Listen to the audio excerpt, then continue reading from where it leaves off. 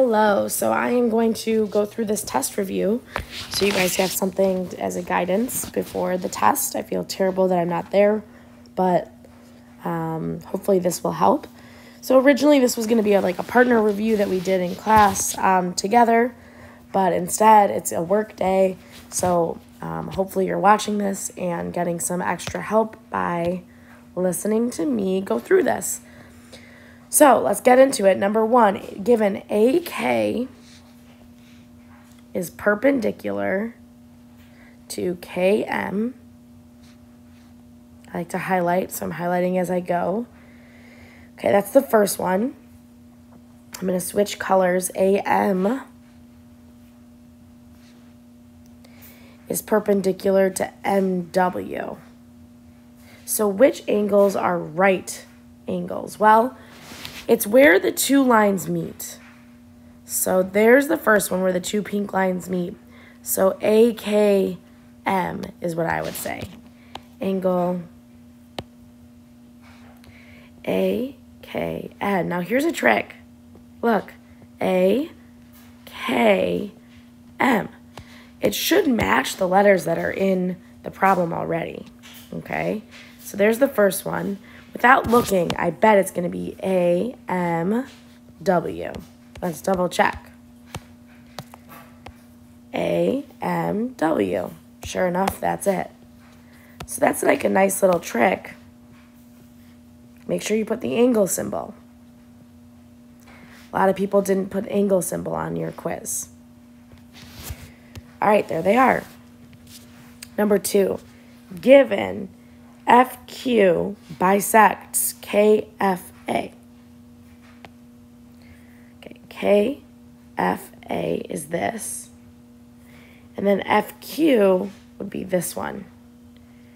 So it says name the congruent parts. So it'll be these little angles right here. So let's name these KFN or Q. I'm going to say KFQ.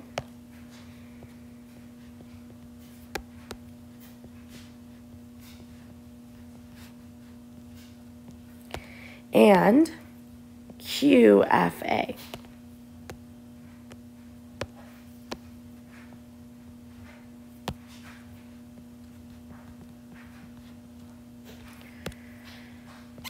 Okay, so make sure that your angles have the symbol and then have either one or three letters. Some students were giving me 2 letters, and that's not enough information. Okay, so then for questions 3 to 5, it says choose the postulate or theorem shown or write the property name if appropriate. So if M is congruent to N is congruent to O, and then O is congruent to P, then M is congruent to P. This is the transitive property. It's like that chain of events.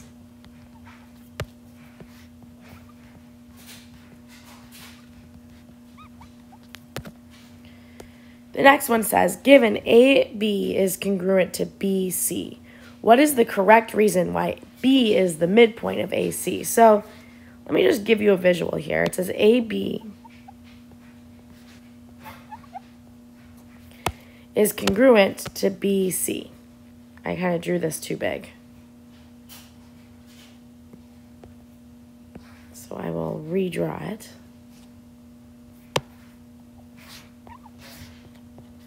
AB is congruent to BC. So why is B a midpoint? Well, it depends how you word it. I was given the congruent parts. So I have to start with congruent parts. Okay? If a point divides a segment into 2 congruent parts, then the point is a midpoint. I have to conclude that it's a midpoint. So the answer is C. It is not A. Why not? Because I was not given that it's a midpoint. I was given that the parts were congruent. So whatever part you're given, that's what you have to start with in your reason. Whatever you're ending up concluding is what you need to end with in your statement. So it says if AB is perpendicular to BC, then B is a right angle. And the reason for that is if perpendicular, then technically you can say then the lines form a right angle.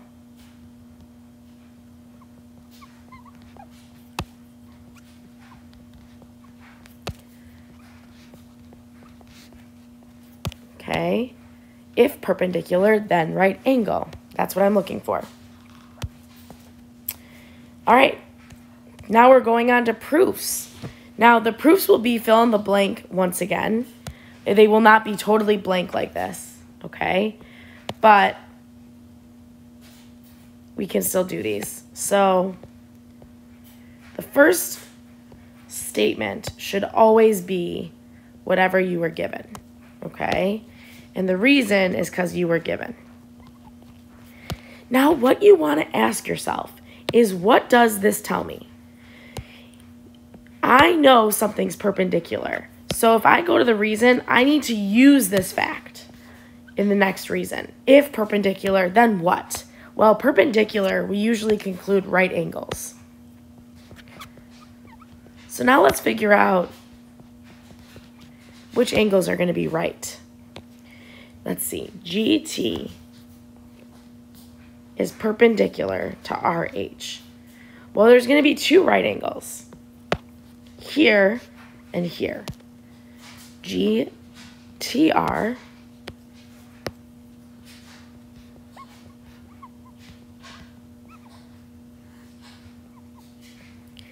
and GTH are right angles.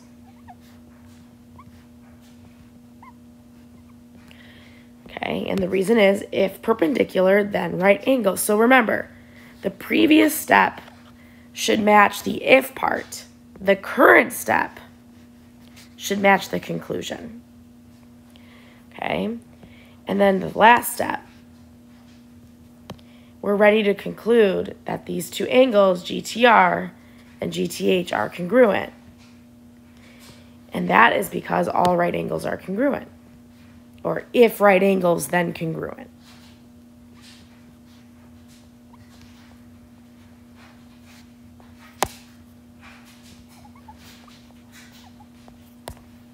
Beautiful. Let's do another proof. All right, this one gives me two givens. So NG bisects angle ANL. So what does bisect tell me? It's going to tell me congruent parts. So I'm going to have to say that these two angles are congruent. It also tells me that angle A, this angle, is congruent to ANG. And I'm trying to prove that angle A is also congruent to this one. So let's do it. Let's write down both of the givens.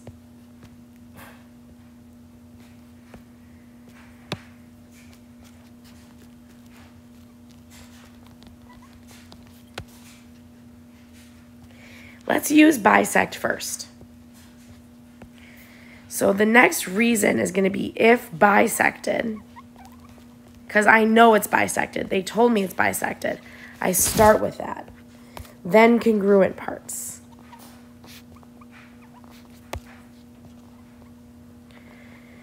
So which parts are going to be congruent? I use this green tick. So ANG and LNG, or I'm going to say GNL.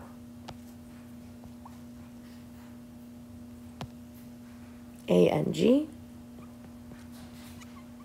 is congruent to angle GNL. If bisected, then congruent parts. Notice that I'm concluding congruency, which is the current step. And now I'm ready to say that angle A, because look, if I know that angle A is congruent to ANG and ANG is also congruent to GNL, then that means that A and GNL have to be congruent to each other. That's the transitive property. So I am going to just actually, the last step should always be this proof statement. And the reason is the transitive property.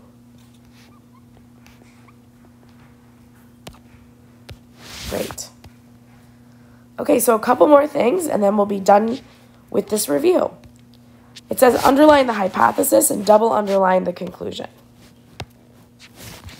So if I go to the football game next week, then I will cheer the loudest. So the hypothesis is the if, the conclusion is the then. If I am Taylor Swift, then I sing all my best hits at the Eras Tour. Facts. Ooh, I am amazing if I am a friend. So after if I am a friend Viking, then I am amazing. This one's written backwards. So careful. All right, number 9, write the conditional and the converse. It's been a long time since we've talked about this. So, angles that are congruent have the same measure. So, if angles are congruent, conditional just means if, then. If the angles are congruent, then they have the same measure.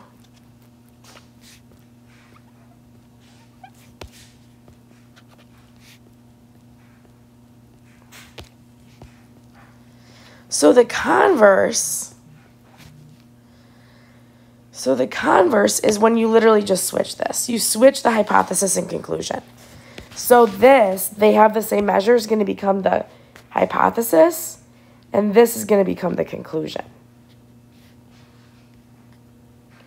So this is going to be if angles have the same measure,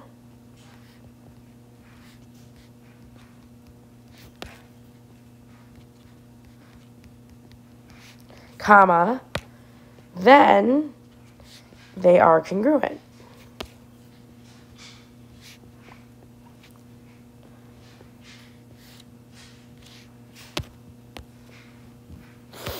So you just swap the sentence around.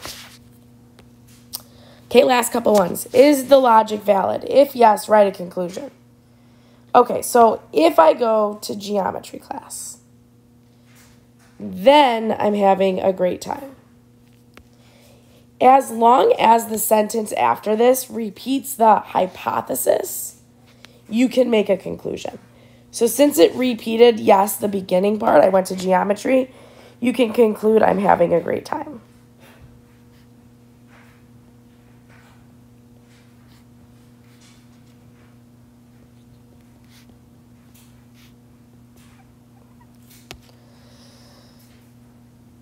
If I multiply two positive integers, then the product is even. I disagree with this. Two positive integers. Okay, here's my counterexample.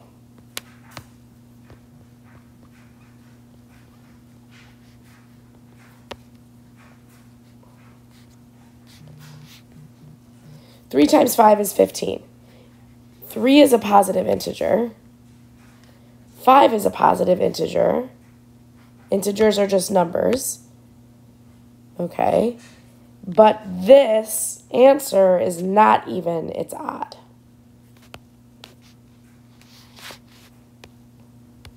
Okay. Last one.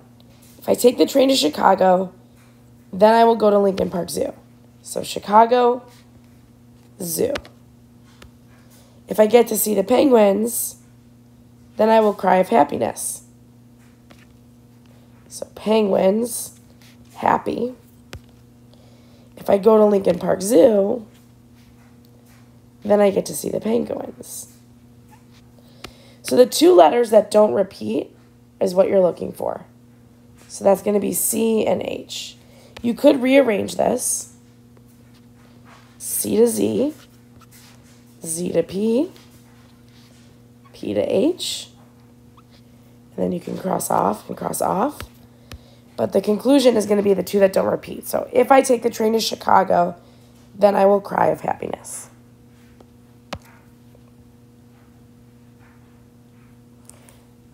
this is going to be easier if I do this.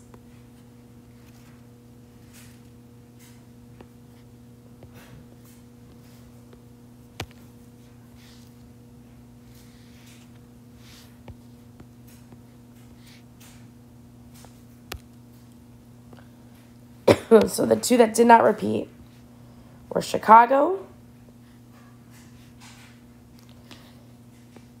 and happiness. So there you have it. There's our test review.